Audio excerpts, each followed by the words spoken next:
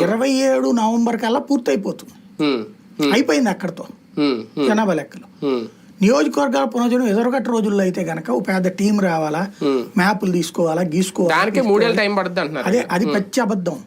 2004లో Congress party అధికారంలోకి వచ్చిందండి దేశవ్యాప్తంగా, యూపీఏ. జనాభా లెక్కలు ఆ టైంలోనే పూర్తవుతా వచ్చినాయి. అప్పటికి కూడా పూర్తి కాల.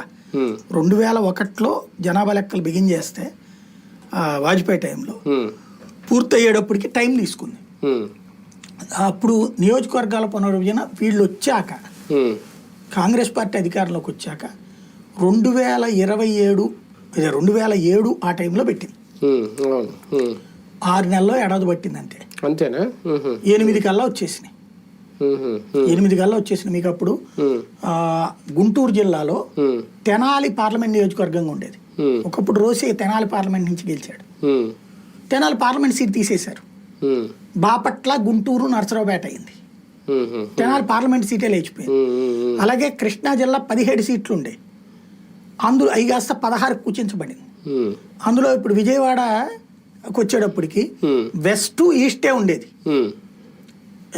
ఇప్పుడు ఉన్నటువంటి కంకిపాడు సపరేట్ నియోజకవర్గం.